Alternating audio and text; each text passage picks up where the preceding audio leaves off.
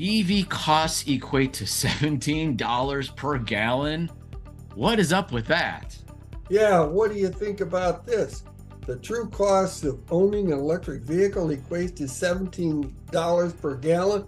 Okay, I don't know. Yeah, that $17 a gallon cost of an EV comes from a study. I couldn't believe it, so I dug deep into an October report by the Texas Public Policy Foundation. Yep.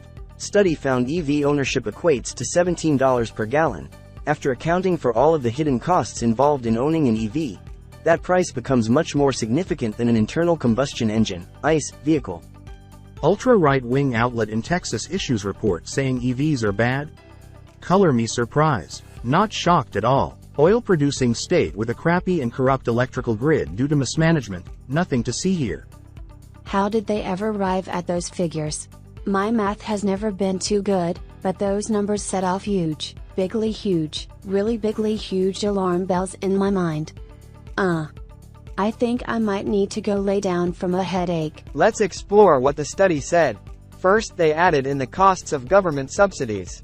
Second, they also dumped in all the charging equipment, and then they rolled in the added strain on the electric grid. Came out with the conclusion of, and I quote, true cost of fueling an EV would equate to an EV owner paying $17.33 per gallon of gasoline. I'm trying not to defend the report, but they throw in, when ICE owners pay for a gallon of gasoline, the report says, they are paying for the entire infrastructure to refine, transport and market that gasoline. Oh my God! But don't gas-powered car and truck owners also get subsidies and tax deferments? Don't fossil fuel companies get help from the government all the time? Would it be okay with you if I asked you to please listen closely? We have an extra surprise for you, if you stay until the end. Yes! Yes!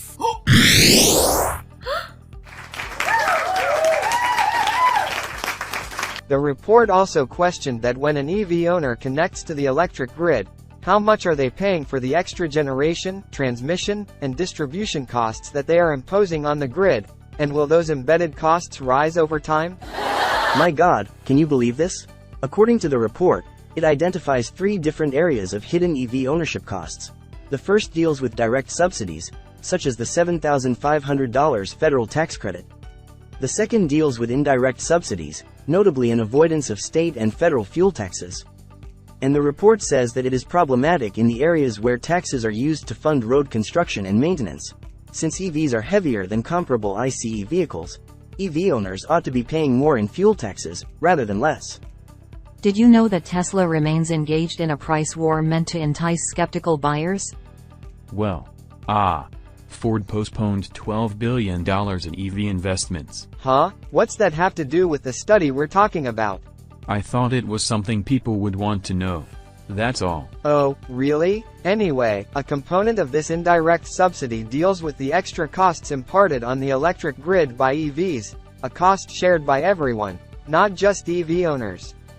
Generation, transmission, distribution and overhead costs for utilities are all affected by EVs, and it is crucial for the future of the electric grid that EVs charge at times that reduce demand volatility rather than increase it, as is often the case today, the report says. I would like an electric car that has an automatic bamboo refreshment station. The final category involves regulatory electrification and emissions mandates. Combined, the report found that these hidden costs add around $48,000 to the cost of an average model year 2021 EV over 10 years. I read that too from the report that they estimated that the average EV accrues $48,000 in subsidies and nearly $5,000 in electricity costs over a 10-year period, equal roughly to $17 per equivalent gallon of gasoline. Even with recently slashed prices and tax incentives, the report said that EVs will remain more expensive than their ICE counterparts for years without increased and sustained government favors. Now, I want them to do a report showing the true cost of an ICE, internal combustion engine. Since they include subsidies in their analysis, how about all the tax breaks, free use of public lands, and increased costs of healthcare that oil companies don't need to worry about? By some estimates, oil companies received $7 trillion in direct and indirect subsidies. I wonder what the cost per gallon is now. Just so people know, here's the background on the people behind the report. Texas Public Policy Foundation, from Wikipedia. Projects of the organization include Right on Crime, which is focused on criminal justice reform, and Fueling Freedom, which seeks to explain the forgotten moral case for fossil fuels by rejecting the scientific consensus on climate change.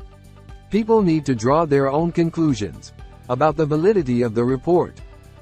So Toyota, we all know who they are. They remain committed to hybrids, and they said in last May of 2023 that the same raw materials used for one long-range EV could instead be used to produce 90 hybrids.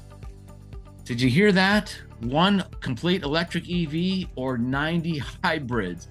And the overall carbon reduction of the hybrids, according to Toyota, it would be 37 times higher than that of a single EV. We're talking about carbon reduction 37 times over. So when they say higher, it means that the overall carbon reduction will be reduced by a factor of 37 times.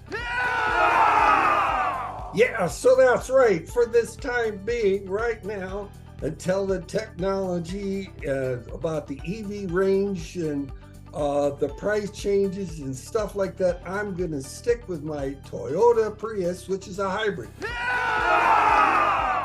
So thank you for watching Go Green Hub. We hope you enjoyed the video. If you'd like to know more and stay up to date, go ahead, hit the subscribe button. We always appreciate likes if you like what we're doing. And thank you and have a fantastic day. Yes, the Go Green Hub is the go-to source for all things of sustainable energy and transportation.